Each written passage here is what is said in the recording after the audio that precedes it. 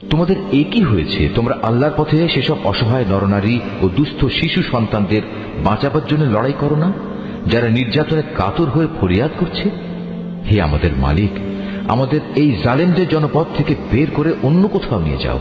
অতঃপর তুমি আমাদের জন্য তোমার কাছ থেকে একজন অভিভাবক পাঠিয়ে দাও। তোমার কাছ থেকে আমাদের জন্য একজন সাহায্যকারী পাঠাও।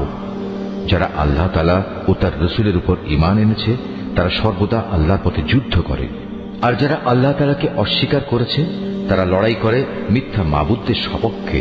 অতএব তোমরা যুদ্ধ করো শয়তান ও তার চেলা চামুন্ডাদের বিরুদ্ধে। তোমরা সাহস হারিও না, কারণ শয়তানের ষড়যন্ত্র খুবই দুর্বল। হে নবী, তুমি কি তাদের অবস্থা দেখোনি যাদের প্রথম দিকে যখন বলা হয়েছিল তোমরা আপাতত লড়াই থেকে নিজেদের হাত গুটিয়ে রাখো, এখন নামাজ প্রতিষ্ঠা করো এবং যাকাত প্রদান করো। তখন তারা জিহাদের জন্য অস্থির হয়ে পড়েছিল, অথচ যখন পরবর্তী সময়ে তাদের উপর সত্যি সত্যি লড়াই হুকুম নাজিল করা হলো তখন এদের একদল লোক তো প্রতিপক্ষের মানুষদের এমন ভাবে ভয় করতে শুরু করলো যেমনি ভয় শুধু আল্লাহ তাআলাকেই করা উচিত, ক্ষেত্র বিশেষে তার চাইতেও বেশি। তারা আরো বলতে শুরু করলো, হে আমাদের মালিক, তুমি আমাদের উপর যুদ্ধের এ হুকুম এত তাড়াতাড়ি জারি করতে গেলে কেন? কত ভালো হতো যদি তুমি আমাদের সামান্য কিছুটা অবকাশ দিতে। হে নবী, তুমি বলো, দুনিয়ার এ ভোগ সামগ্রী অত্যন্ত সামান্য। যে ব্যক্তি আল্লাহ তাআলাকে ভয় করে তার জন্য পরকাল অনেক উত্তম, আর সেই পরকালে তোমাদের উপর কণা মাত্র অবিচার করা হবে না। তোমরা যেখানেই থাকো না কেন মৃত্যু এসে তোমাদের নাগাল পাবেই। এমনকি তোমরা যদি কোনো মজবুত দুর্গেও থাকো সেখানেও মৃত্যু এসে হাজির হবে। এদের অবস্থা হচ্ছে, যখন কোনো কল্যাণ তাদের স্পর্শ করে তখন তারা বলে, হ্যাঁ, এ তো আল্লাহর পক্ষ থেকেই এসেছে। অপরদিকে যখন তাদের কোনো ক্ষতি ও অকল্যাণ স্পর্শ করে তখন তারা বলে, এসব তো এসেছে তোমার কাছ থেকে। তুমি তাদের বলে দাও, কল্যাণ অকল্যাণ সব কিছুতে আসে আল্লাহর পক্ষ থেকে। এই জাতির হয়েছে কি? এরা মনে হয় কথাটি বুঝতেই চায় না।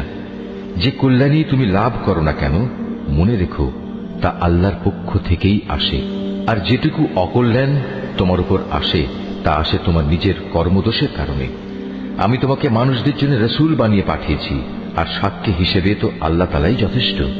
যে ব্যক্তি রসুলের আনুগত্য করে সে যেন আল্লাহরই আনুগত্য করে, আর যে ব্যক্তি তার আনুগত্য থেকে মুখ ফিরিয়ে নেয় তাদের উপর মনে রেখো আমি তোমাকে প্রহরী বানিয়ে পাঠাইনি। তারা মুখে মুখে বলে, আমরা তোমার আনুগত্য স্বীকার করি, কিন্তু তারা যখন তোমার কাছ থেকে দূরে সরে যায় তখন তাদের একদল লোক রাতের অন্ধকার সময়ে একত্রিত হয়ে ঠিক তুমি যা বলো তার বিরুদ্ধেই সলা পরামর্শ করে বেড়ায়। তারা রাতের বেলায় যা কিছু করে আল্লাহ তাআলা সেসব কর্মকাণ্ডগুলো ঠিক মতোই লিখে রাখছেন। অতএব তুমি এদের উপেক্ষা করে চলো এবং সর্ববিষয়ে শুধু আল্লাহ তাআলার উপরই ভরসা রাখো। অভিভাবক হিসেবে তো আল্লাহ তাআলাই যথেষ্ট। এরা কি কোরআন ও তার সূত্র নিয়ে চিন্তা গবেষণা করে না? এই গ্রন্থটা যদি আল্লাহ তাআলা ছাড়া অন্য কারো কাছ থেকে আসত তাহলে তাতে অবশ্যই তারা অনেক গরমিল দেখতে পেত।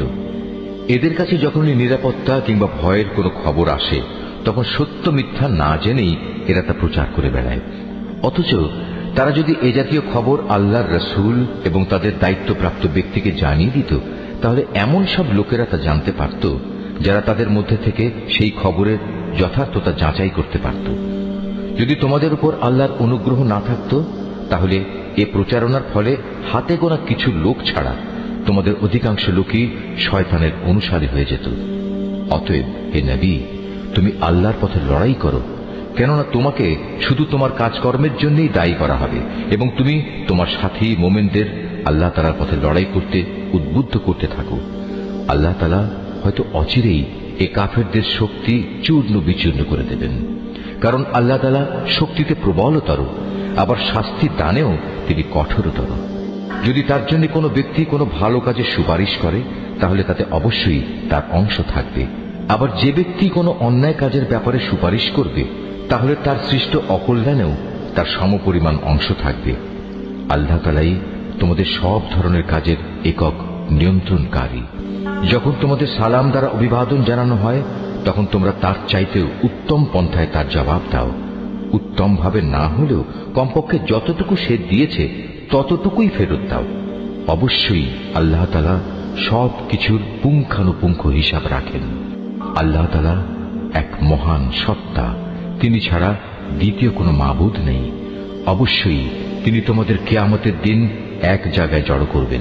সেদিনের ব্যাপারে কোনো রকম সন্দেহ নেই। আর এমন কে আছে যে আল্লাহ তাআলা চাইতে বেশি সত্য কথা বলতে পারে?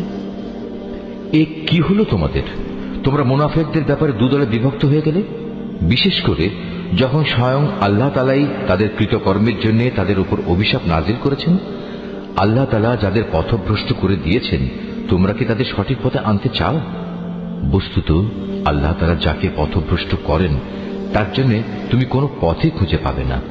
তারা তো এটাই কামনা করে যে তারা যেভাবে কুফরি করেছে তোমরাও তেমনি কুফরি করো, তাহলে তোমরা উভয়ে একই রকম হয়ে যেতে পারো। কাজেই তুমি তাদের মধ্যে থেকে কাউকেও নিজের বন্ধুরূপে গ্রহণ করো না, যতক্ষণ না তারা আল্লাহ তাআলার পথে নিজেদের ভিটে মাটি ছেড়ে ঈমানের প্রমাণ না দেবে। আর যদি তারা হিজরতের এই কাজটি না করে, তাহলে তোমরা তাদের যেখানেই পাবে গ্রেফতার করবে এবং যুদ্ধরত শত্রুদের সহযোগিতা করার জন্য তাদের হত্যা করবে। আর কোনো অবস্থায় তাদের মধ্যে থেকে কাউকে তোমরা বন্ধু ও সাহায্যকারী হিসেবে গ্রহণ করো না।